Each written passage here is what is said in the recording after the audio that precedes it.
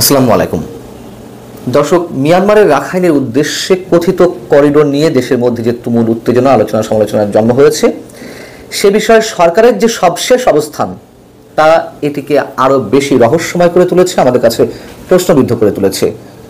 সরকারের জাতীয় নিরাপত্তা উপদেষ্টা ডক্টর খলিলুর রহমান রবিবার রাজধানীতে আয়োজিত একটি অনুষ্ঠানে তিনি যে মন্তব্য করলেন তা অনেকের কাছে সাধারণ, স্বাভাবিক, সহজ সরল ভাষায় মনে হতে পারে, কিন্তু সেখানে অনেক প্রশ্ন লুকিয়ে রয়েছে। তিনি বলছেন, মিয়ানমারের রাখাইনে জাতিসংঘের হয়ে মানবিক করিডোর নিয়ে সরকার কোনো চুক্তি স্বাক্ষর করেনি, এটি নিয়ে কেবল প্রাথমিক পর্যায়ের আলোচনা হয়েছে। এই যে প্রাথমিক পর্যায়ের আলোচনা, সেটি সম্পর্কেও তো আমরা সরকারের মধ্য থেকে বিভিন্ন পর্যায়ের পরস্পর বিরোধী বক্তব্য পেয়েছি। পরে এসে তিনি যদি বলছেন যে বাংলাদেশ আমেরিকার হয়ে আরাকানে প্রক্সি যুদ্ধ শুরু করছে, এমন গুজব কিছু প্রতিবেশী দেশের গণমাধ্যম ছড়াচ্ছে, যা কখনো কাম্য নয়। প্রতিবেশী কিছু রাষ্ট্র বলতে ভারতকেই তো বোঝানো হয়েছে স্পষ্টভাবে। ভারতের বিরুদ্ধে আমরা আক্রমণ করব, সমালোচনা করব, তারা যা করছে সব ঠিক আছে, কিন্তু যে বিষয়টি আমার দেশের সঙ্গে সংশ্লিষ্ট এবং মূলত আমরাই সেটি করতে যাচ্ছি, সে বিষয়ে ভারত তাহলে কেন কথা বলতে যাচ্ছে? খুব স্বাভাবিক, ভারত তো অনেক ধরনের রিপোর্টিং করছে। তার কারণ এর সঙ্গে ভারতের স্বার্থ তো জড়িত, ভারতের সীমান্ত জড়িত, ভারতের সীমান্তের নিরাপত্তা বিষয়টি জড়িত, এবং রাখাইনের যে অঞ্চলে আরাকান আর্মিরা দখলে নিয়েছে সেখানে তো ভারতের অঢেল টাকা বিনিয়োগ করা, সেখানে পোর্টে তো ভারত তো নানান বিষয়ে লেখালেখি করবেই, কিন্তু গুজব কিনা সেটি হচ্ছে প্রশ্ন। ভারত যদি গুজব ছড়িয়েই থাকে, তাহলে আমাদের যারা বিশেষজ্ঞ রয়েছেন তারা কেন প্রশ্ন করছেন ভারত যে ট্যাবলেট খাওয়াচ্ছে, যে বড়ি খাওয়াচ্ছে, আমাদের বিশেষজ্ঞরা সেই বড়ি খাচ্ছে? এবং এই প্রক্সি ওয়ারে কোন পর্যন্ত যেতে পারে? কেউ কেউ বলছেন মানচিত্র বদলে যেতে পারে। যেমন যদি সত্যি সত্যিই সেই কথিত খ্রিস্টান বা ইহুদি রাষ্ট্রে জন্ম হয়, তাহলে বাংলাদেশের কক্সবাজার তো তার মধ্যে চলে যাবে, ভারতের মিজোরামও চলে যাবে, তা ভারত তো লেখালেখি করবেই।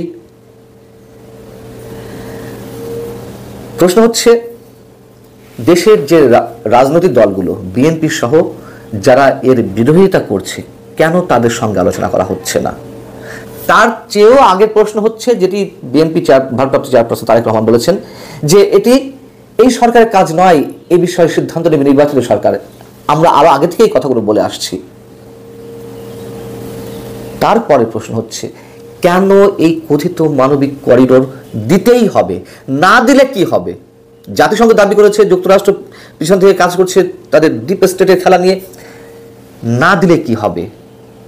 সরকার কি খুব বেশি ক্ষতিগ্রস্ত হবে? বিশেষ কোনো স্বার্থের জায়গায় তারা আটকে যাচ্ছে? এ বিষয়ে আগে কথা বলেছে আপনাদের সামনে।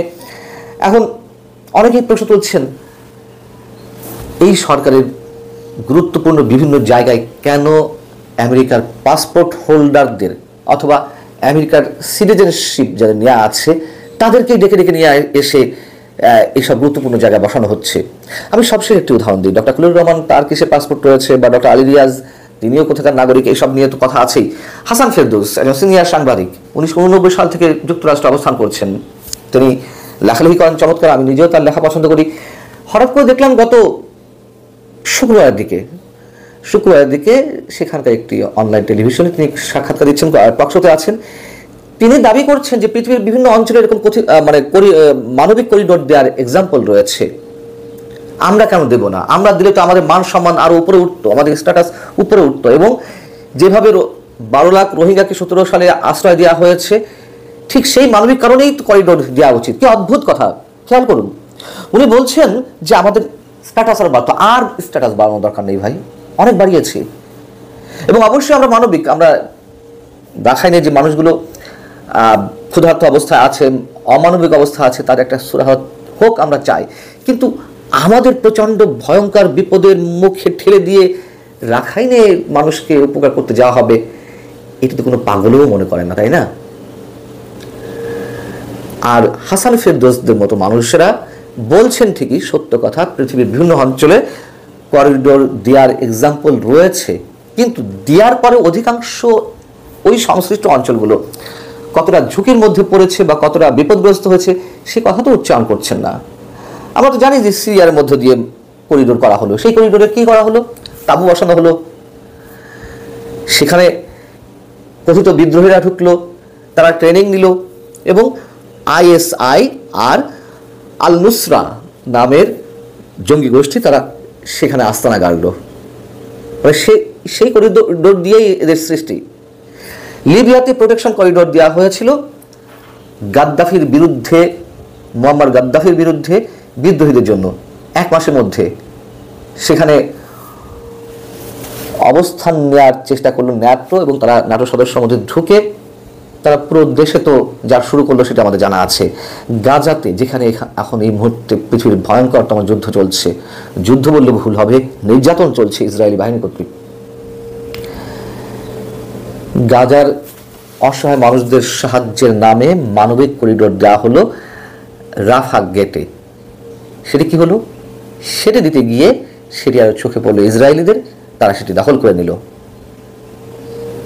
এবং হামাস সদস্যদের লোকেশন তারা সব বের করে ফেললো। সেখানে মোসাদ ঢুকে পড়লো, ইসরায়েলের যে গোয়েন্দা সংস্থা। ডক্টর খলিলুর রহমান বলছেন যে রোহিঙ্গারা অবশ্যই ফিরে যাবে, এটা আমাদের বিশ্বাস। আমরা মনে করি তাদের ফিরে যাওয়ার একটা পথ আমরা খুঁজে পাবো। এটা সহজ হবে না, কিন্তু আমরা এটি বাস্তবায়ন করবে। এরকম অনেক স্বপ্ন, অবাস্তব স্বপ্ন দেখিয়ে লাভ কি? সরকারের পক্ষ থেকে বলা হচ্ছে বিমস্টেক সম্মেলনের ফাঁকে মিয়ানমারের পররাষ্ট্রমন্ত্রীর সাথে কথা হয়েছে 1,80,000 রোহিঙ্গাকে ফিরিয়ে নেবে। এগুলো চর্বিত চর্বণ, তারপরে মনে করে দিচ্ছি 1,80,000, এবং তারা সেটি যাচাই বাছাই করছে। 1,80,000 রোহিঙ্গার ফেরত নেওয়া হবে, আর এরই মধ্যে গত কয়েক মাসে 1 লাখেরও বেশি রোহিঙ্গা আরাকান থেকে ঢুকে পড়েছে, রাখাইন থেকে ঢুকে পড়েছে, এই হিসেবে আমাদের নেই। আর সে দেশের সরকার নিতে সম্মত না হলে আমরা পাঠাতে পারবো, বরঞ্চ সে দেশের সামরিক সরকারকে খেপিয়ে তোলা হচ্ছে। কেউ কেউ স্বাধীন রাষ্ট্র গঠনের কথা বলছেন এই আমাদের এখান থেকে রাখাইনের, আবার আরাকান আর্মিকে শেল্টার দেওয়ার কথাবার্তা। এগুলো বলে তো আর শেষ করা যাচ্ছে না। কথা হচ্ছে ডক্টর খলিলুর রহমান ভারতের উপর দোষ চাপিয়ে দেওয়ার চেষ্টা করছেন। এত গুরুত্বপূর্ণ একটি বিষয়, মনে হলো যে দোষ চাপিয়ে দিলাম আর সব শেষ হয়ে যাবে, মানুষ তা বিশ্বাস করে নেবে। এখানেই রহস্য, যে কতটা সহজে অন্যের ঘাড়ে নিজের যে ভয়ঙ্কর পরিকল্পনা সেটি চাপিয়ে দেওয়া যায় গুজব বলে। আল্লাহ হাফিজ, ভালো থাকুন সবাই।